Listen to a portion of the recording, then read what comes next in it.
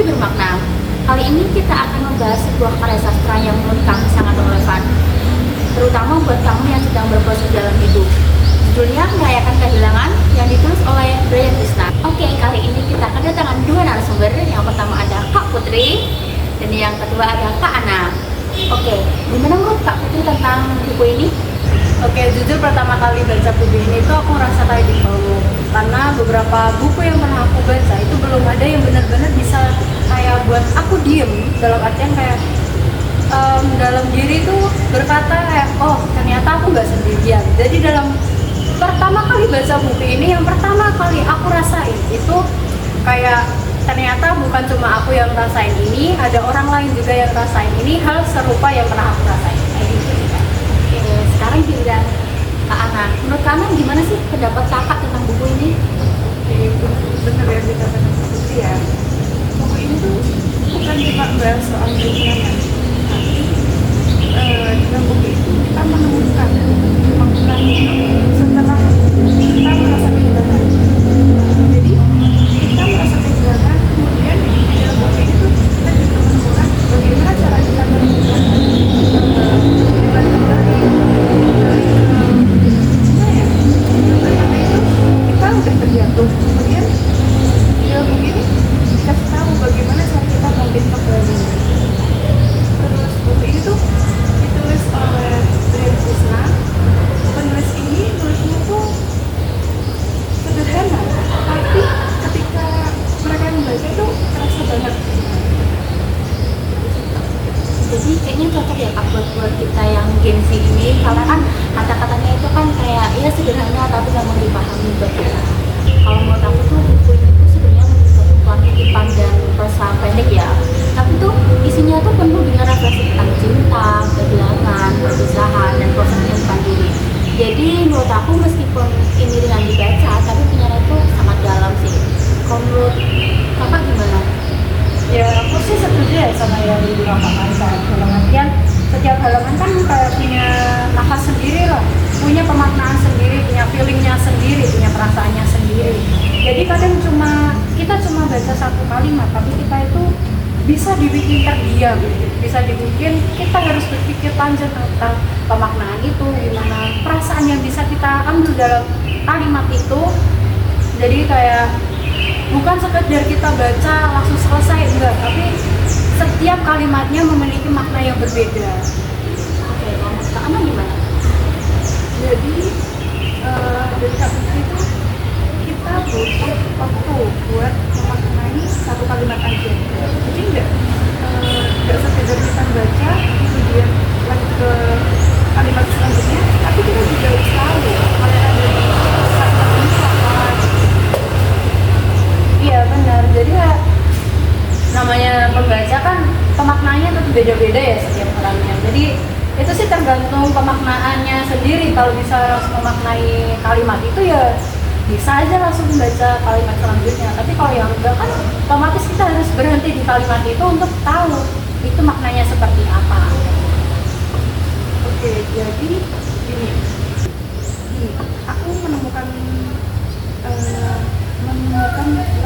dalam lagi ya. Jadi kalau kita menemukan satu kalimat butuh pemaknaan yang enggak cepat. Jadi kita tuh kan di sini di buku ini kan kita selain kita kan merasa kehilangan, itu sedih. Kita tuh nggak sendirian di buku ini.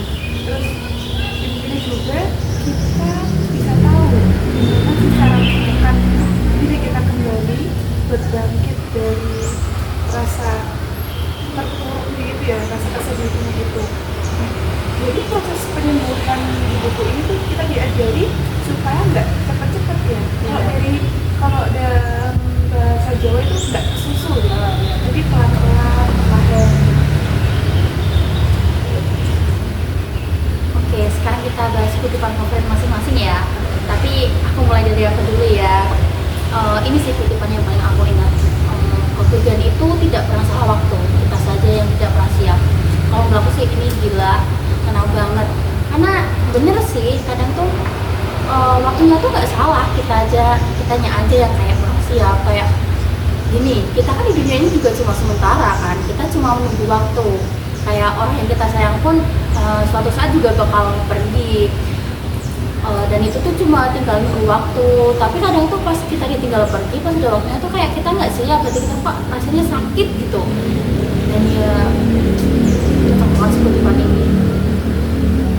Kalau buat aku sendiri sih setuju ya sama kutipan ini. Jadi kutipan ini tuh juga yang aku tandai ya, karena gimana pun kita pasti pernah lah marah sama waktu. Dalam artian kita ngelakuin kesalahan, pasti yang pertama kali kita salahin pasti waktu. Kenapa sih waktu kayak gini malah jadinya salah? Pasti karena waktu ini jadinya salah. Pasti karena waktu ini kita gagal. Sebenarnya itu enggak. Jadi kayak hati kita aja yang belum siap nerima apa itu kesalahan kita. Jadi kayak waktu kita gagal melakukan sesuatu, kita menyalahkannya waktu, padahal kita sendiri yang belum siap dengan kegagalan yang kita alami.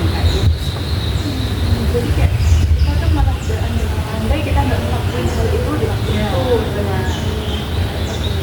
Kalau dari aku tuh menemukan kutipan yang jadi favoritku ya. Itu gini, kamu pernah kehilangan seseorang sampai kamu kehilangan dirimu sendiri. Dari kata itu aku merasa berat banget ya, karena gini, kita itu merasa kehilangan setelah kita ketika kita kehilangan orang yang kita sayang, pasti kita sedih sampai mungkin gitu. Jadi kita sampai harus sedih, dalam kesedihan kita nggak mau makan, kita nggak mau ketemu orang lain, kita nggak mau aktivitas yang di keramaian. Pokoknya kita mau itu sendiri, mengurung diri di rumah atau di kamar gitu, nggak mau komunikasi sama sekali. Di dalam kutipan ini tuh kayak kita disadarkan ketika kamu merasa kehilangan sampai kamu kehilangan dirimu sendiri juga, itu kamu harus memperbaiki kembali bagaimana sih cara kita untuk bangkit. Kalau dari aku Kalau kakak kira-kira ada kutipan lain nggak selain yang tadi aku sebutkan? Oh ya, ada satu lagi kutipan yang sebenarnya paling aku suka ya. Itu kutipannya, bunyinya kalau nggak salah itu, orang yang kuat bukan yang tidak pernah terluka, tapi yang bisa bangkit meskipun hatinya remuk berkali-kali. Ini relate ke aku karena gimana ya, waktu dulu tes masuk kuliah 2 kali gagal. Wow. Dalam artian ikut SNBP, SNBT gagal. Udah pasrah itu sebenarnya, udah kayak ya udahlah nggak usah mau kuliah, nggak usah kuliah sekalian. Tiba-tiba banget orang tuaku, kakakku bilang kayak kuliah itu nggak mandang umur, kamu bisa kuliah kapan aja. Dan jalurnya itu bukan cuma 2, masih ada jalur mandiri. Jadi dari situ aku kepikiran kalau ya udah kita coba lagi sekali pakai jalur mandiri, dan ternyata apa yang kita usahakan di situ bener-bener aku akhirnya bisa keterima kuliah. Jadi kayak di saat aku terluka, di situ ada orang yang bisa membangkitkan semangatku lagi, yang bisa membuat aku semakin kayak berpikir terbuka, kayak oh aku masih punya planning lain untuk menggapai apa yang aku mau. Di situ ya itu ya aku rasain dari kutipan ini sebenarnya. Jadi kalau orang kuat itu bukan orang yang tidak pernah terluka, tapi orang yang bisa bangkit melawan apa yang dia rasain, melawan apa yang membuat dia merasa terluka dari itu semua. Kayak gitu. Oke, dari 3 kutipan ini bisa kita lihat ya, kalau buku ini tuh kutipannya itu setiap kutipan tuh ngajak kita ngobrol, bukan kayak yang buku yang kayak menggurui kayak kamu tuh kalau sakit itu ini harus gini ya gini, enggak, tapi dia tuh lebih kayak ke jadi teman ngobrol kita di saat ada orang yang bisa kita ngobrol. kalau dipikir-pikir dari buku ini tuh kan bicara soal kehilangan. Kehilangan itu nggak cuma soal kita kehilangan orang yang kita sayang, orang yang kita cintai, tapi bisa juga soal cita-cita kita. Mungkin gini, cita kita yang dulunya contohnya kita jadi dokter tapi gagal, ternyata kita jadinya tuh nggak jadi dokter kan, dan harapan itu jadi dari buku itu jadi nggak kehilangan soal seorang yang kita sayang, orang kita cintai, tapi juga soal kita yang gagal, harapan yang pupus, kemudian bisa juga bahkan kehilangan karena versi kita yang dulu gitu, sama yang versi kita yang sekarang itu ya.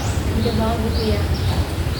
Mana sih setuju banget. Dalam artian kayak buku ini tuh memberi kita ruang untuk kita mengakui semua jenis kehilangan kita ya. Kayak tadi disebutin kayak kita yang pupus, harapan yang pupus, atau versi diri kita sendirilah yang dulu. Jadi kayak semua jenis kehilangan yang kita lalui itu sebenarnya ada di sini, ada di buku ini. Bukan hanya yang dramatis atau yang besar aja, hal kecil pun ada sebenarnya di dalam buku ini.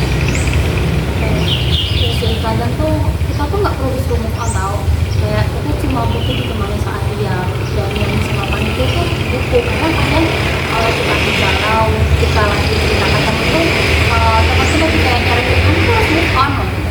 Kayak susah tau kalau diri kita sendiri belum bisa move on tapi disuruh untuk move on. Jadi tuh kita butuh waktu supaya ya itu kenangan itu menghilang secara perlahan-lahan.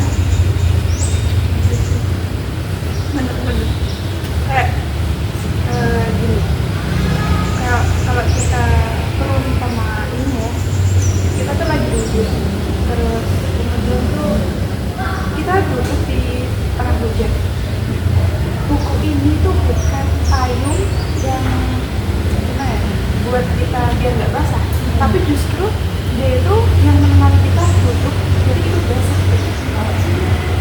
Jadi dia tuh yang menemani kita, ya pas kita senang juga dia yang nemani, pas kita susah pun dia juga yang nemani. Kalau buat aku pribadi ya, buku ini tuh ngajarin satu hal yang penting, dimana setiap luka, semua luka itu harus disembuhkan, gak harus disembuhkan malahan. Dalam artian beberapa cukup untuk kita peluk, dalam artian kenangan itu gak harus yang kita tiba-tiba harus lupa, harus lupa sama hal ini, harus lupa lah sama keadaan ini. Tapi kita bisa mau keadaan itu dalam artian kita mencoba terima lah akan keadaan itu, apa yang terjadi kita. Jadi bukan yang kita harus lupakan banget, bukan, cuma kita harus mencoba menerima apa yang udah terjadi di kita, kayak gitu sih. Ya, karena ada beberapa kayak gak semua kenangan di masa lalu itu harus kita lupakan. Ada beberapa yang memang kita bukan beberapa sih, ada semua hal yang kita itu damai. Karena kalau kita udah damai dengan masa lalu, hidup kita itu akan lebih tenang. Kalau kita selalu damai nih, kayak kita tuh merasa kayak kita merasa kayak kalau orang lain nih ya, orang lain yang dulu pernah nyakitin kita, mereka bahagia pun pasti kita kayak iri lah ya, kayak kenapa sih dia yang nyakitin aku, tapi kenapa dia yang bahagia gitu. Tapi kalau kita udah damai dengan masa lalu itu, kita pasti bisa kayak ya udah, mungkin itu waktunya untuk dia, bukan aku yang untuk kita. Iya. Dalam kata ya kayak kita nggak usah terpaku lah sama masa lalu udah di belakang. Jadiin aja sebagai pelajaran, nggak usah kayak diungkit-ungkit lagi, cuma bakal kayak membuka luka lama. Jadi kalau masa lalu itu sebenarnya harusnya dikenang aja, cukup dikenang, cukup diingat aja, nggak usah yang terlalu gimana itu sih kalau. Jadi buat kamu yang sedang berjuang menghadapi perpisahan, kehilangan orang tua, teman, pasangan, atau bahkan kehilangan semangat hidup, buku ini bisa jadi cahaya kecil di tengah kegelapan.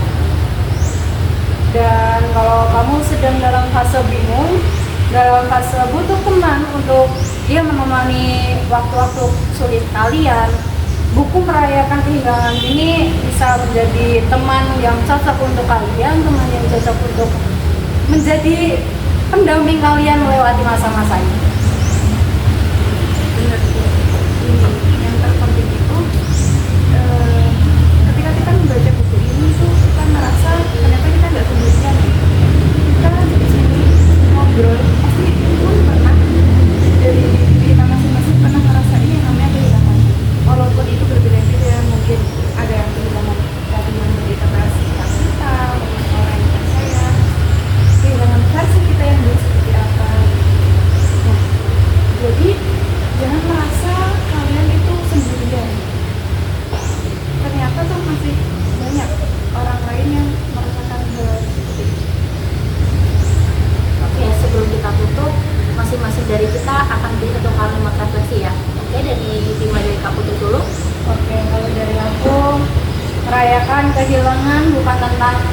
tapi nggak pergi, tetapi menghargai yang masih ada.